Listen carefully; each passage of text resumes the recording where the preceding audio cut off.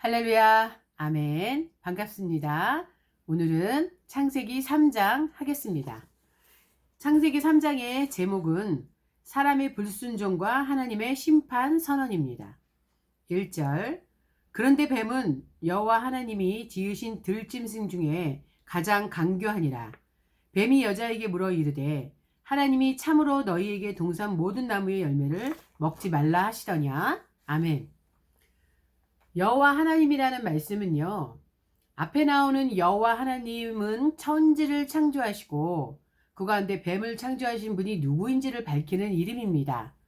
반면 뒤에 나오는 하나님은 뱀이 여자를 유혹하는 중 금지 명령을 내리신 분이 누구인지를 확인하는 과정에서 나온 이름인데요.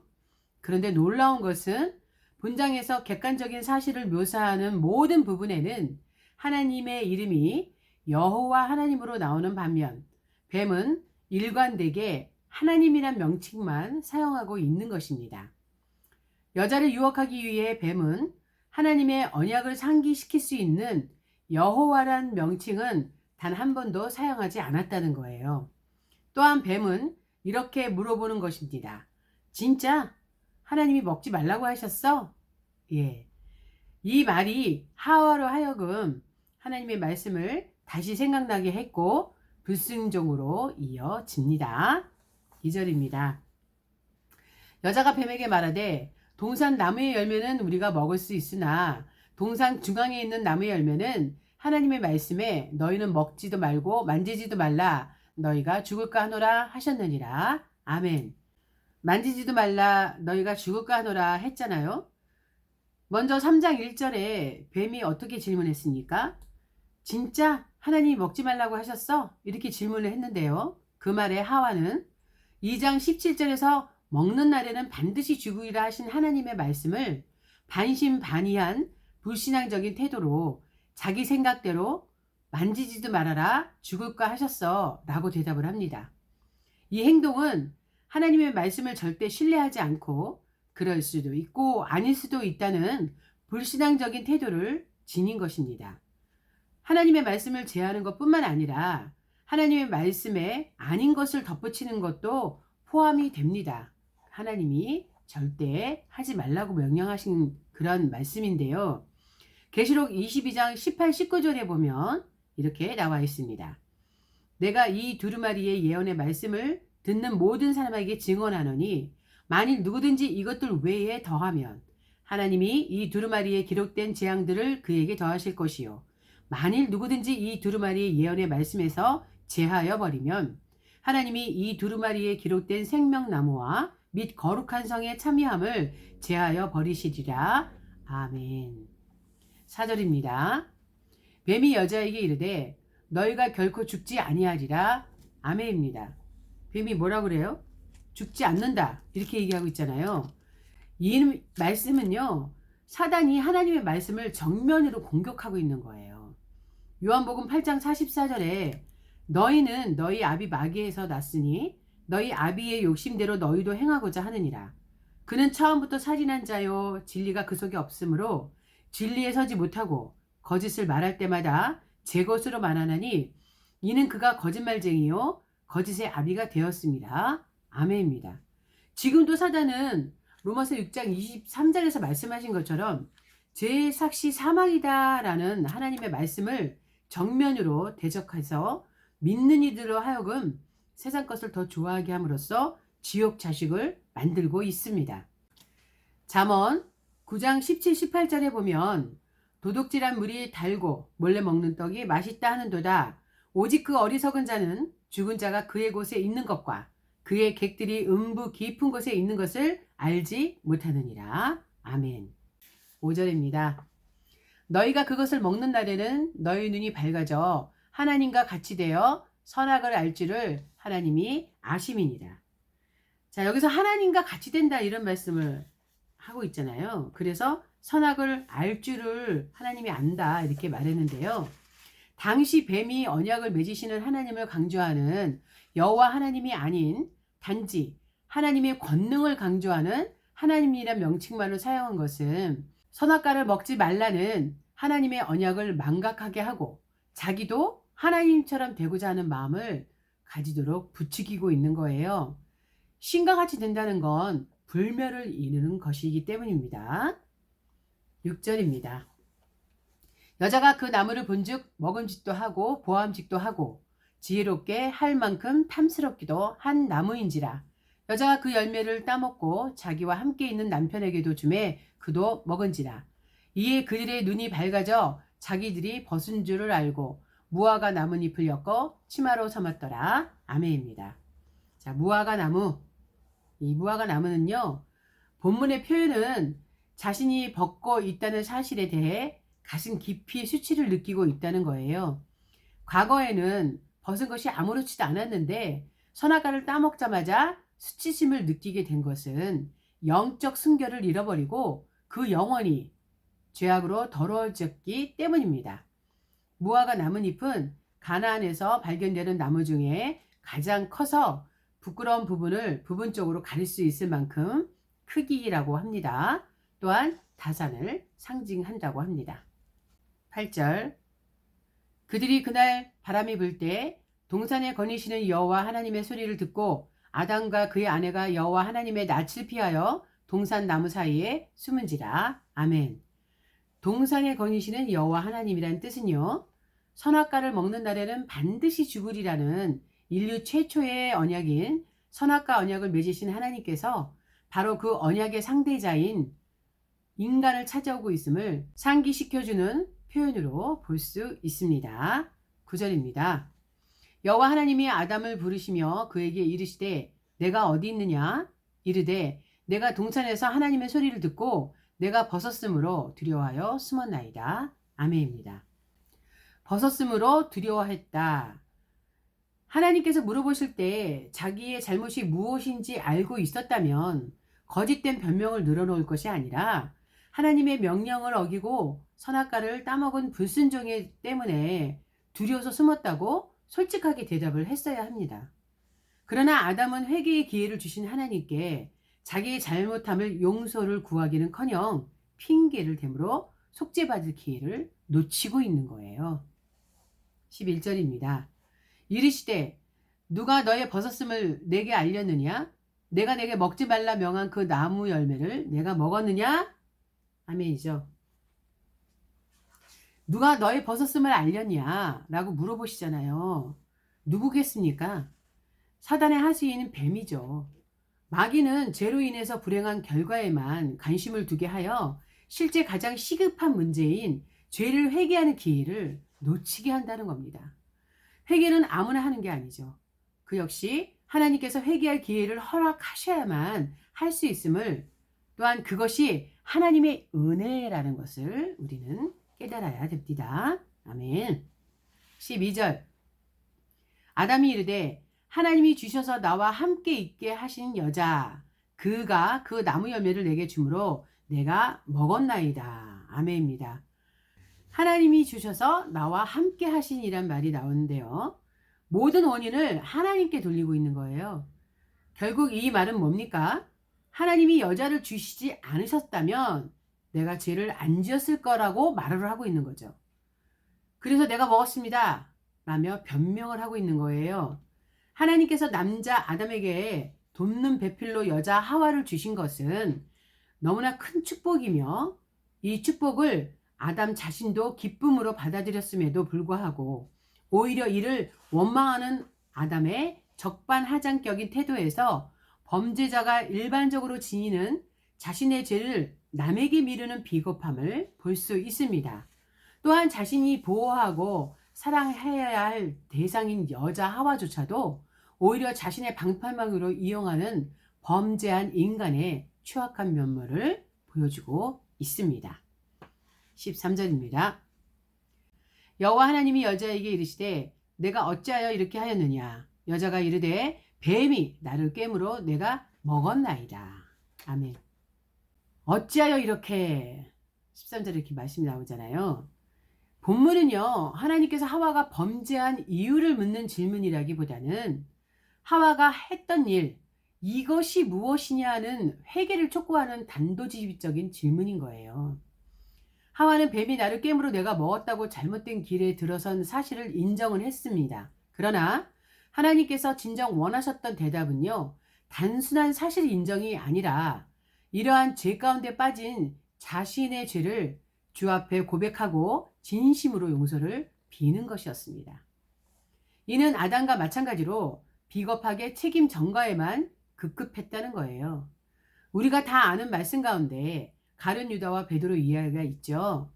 가룟 유다는 은 30냥에 예수님을 팔아 십자가에 못 박게 했고, 베드로는 예수님을 저주까지 하며 모른다고 3번 부인했습니다. 예수님을 판 죄나 저주하며 부인한 죄는 별반 다르지 않습니다. 그러나 가룟 유다는 자신의 죄가 잘못됨을 알았음에도 회개하지 않고 스스로 죽었습니다. 그러나 베드로는 자신의 죄를 깨달아 심히 통곡하고 회개하여 거룩한 예수님의 참 제자로서 사명을 감당했죠. 무엇이 다릅니까? 회개를 하느냐 못하느냐는 엄청난 차이가 있다는 겁니다. 자신의 잘못을 뉘우치고 회개하는 것이 진정 하나님께서 원하시는 것이 아니겠습니까? 저와 여러분은 우리가 죄를 지을 때 빨리 깨달아 회개하는 자가 되시기를 간절히 기원합니다. 아멘. 14절 여호와 하나님이 뱀에게 이르시되 내가 이렇게 하였으니 내가 모든 가축과 들의 모든 짐승보다 더욱 저주를 받아 배로 다니고 살아있는 동안 흙을 먹을지니라. 내가 너로 여자와 원수가 되게 하고 내 후손도 여자의 후손과 원수가 되게 하리니 여자의 후손은 내 머리를 상하게 할 것이요 너는 그의 발꿈치를 상하게 할 것이니라 하시고 아멘. 3장 15절은 성경에서 가장 중요한 말씀입니다. 이 말씀을 원시복음이라 하며 예정론과 구원론이라고도 합니다. 여기서 말하는 너로는 뱀을 말하며 여자의 후손은 예수님을 말합니다. 아담과 하와가 선악과를 따먹는 죄를 범한 때부터 먼 훗날 하나님께서 인간 하나님, 즉 예수님으로 오실 것을 말씀하신 것입니다. 실로 이 여자의 후손이야말로 신구약 성경 전체의 주인공이시며 모든 성도의 구원을 완성하실 구주이십니다. 갈라디아서 4장 4, 5절에 보면요. 때가 참에 하나님이 그 아들을 보내사 여자에게서 나게 하시고 율법 아래 나게 하신 것은 율법 아래 있는 자들을 속량하시고 우리로 아들의 명분을 얻게 하려 하심이라. 아멘입니다. 여자의 후손은 내 머리를 상하게 라는 말이 나왔죠. 마귀는 하나님께서 인간 하나님으로 즉 예수님으로 오시는 목적을 몰랐어요. 그래서 예수님만 죽이면 사단 자기가 승리하는 것으로 알았고 예수님을 죽이는 것만이 목적이었습니다. 그러나 하나님은 모든 인류의 죄를 당신이 짊어지고 죽으러 오셨고 모든 흑암의 권세를 이기시고 승리하심으로 마귀의 권세를 짓밟으셨던 것입니다. 이것이 머리를 사랑하게 라는 말이에요. 요한 1서 3장 8절에 보면요. 죄를 짓는 자는 마귀에게 속하나니 마귀는 처음부터 범죄합니다. 하나님의 아들이 나타나신 것은 마귀의 일을 멸하라 하심이라. 아멘. 또 뱀 너는 그의 발꿈치를 상하게 이런 말이 있잖아요. 사단은 여자의 후손 예수 그리스도께서 이 땅에 오시지 못하게 헤롯을 통하여 유아를 학살했을 뿐 아니라 공생의 시작 시점 광야에서 시험한 것을 비롯하여 계속 그리스도의 구속 사역을 방해했습니다. 그리고 급기야 가룟 유다로 하여금 그리스도를 배반케 하고 십자가에 매달려 죽게 했죠. 그러나 이러한 사단의 공격은 그리스도의 발꿈치를 상하게 하는 것에 불과하여 그리스도의 구속 사역을 중단케 하지 못했으며 그나마 그리스도께서 사망의 권세를 이기시고 부활하심으로 그의 발꿈치의 상처마저 완전히 치유가 되었습니다. 어떻게든 예수님을 그 당시 최고의 수치로 죽는 십자가형으로 죽이는 것을 말하는데요. 베드로전서 5장 8절에 보면 근신하라 깨어라 너희 대적 마귀가 우는 사자와 같이 두루 다니며 삼킬 차를 찾나니 아멘입니다. 죄 가운데 있는 우리를 향하여 하나님은 또한 이렇게 말씀하십니다. 이사야서 46장 3절과 4절에 야곱의 집이여 이스라엘 집에 남은 모든 자여 내게 들을지어다. 배에서 태어남으로부터 내게 안겼고 태에서 남으로부터 내게 업힌 너희여 너희가 노년에 이르기까지 내가 그리하겠고 백발이 되기까지 내가 너희를 품을 것이라. 내가 지었은즉 내가 업을 것이요 내가 품고 구하여 내리라. 아멘. 16절 또 여자에게 이르시되 내가 내게 임신하는 고통을 크게 더하리니 내가 수고하고 자식을 낳을 것이며 너는 남편을 원하고 남편은 너를 다스릴 것이니라 하시고 아멘. 내게 임신하는 고통을 크게 더하신다 이렇게 말씀하셨어요. 죄의 대가이지만 이것이 하나님의 보복이 아니라 범죄한 결과로서 죄 지은 인간이 당할 수밖에 없는 고통이 얼마나 클 것인지를 잘 보여주는 것입니다. 남편이 너를 다스린다 이렇게 되어 있죠. 이 구절을 근거로 남자가 여자를 지배할 절대 권리가 있다거나 여자는 남자에게 예속되어야 하는 것으로 오해해서는 안 됩니다. 이는 단지 여자에게 있어서 남자를 의지하려고 하는 성향이 강해질 것을 말하는 것입니다. 아멘. 17절입니다.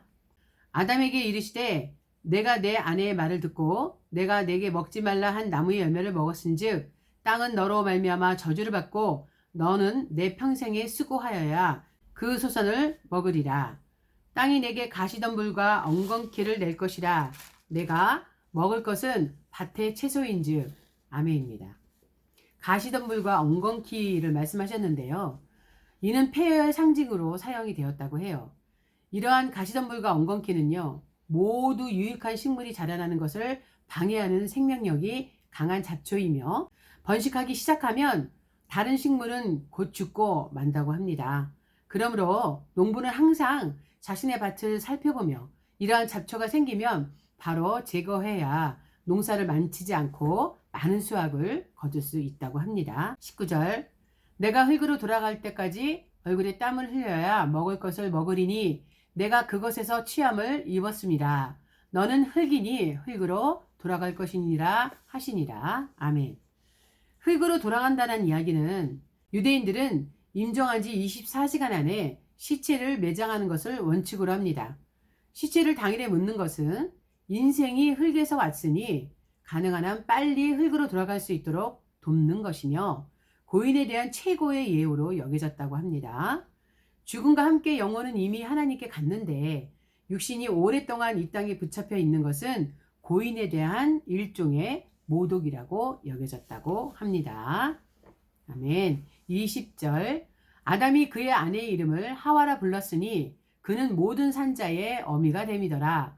여호와 하나님이 아담과 그의 아내를 위하여 가죽옷을 지어 입히시니라. 아멘.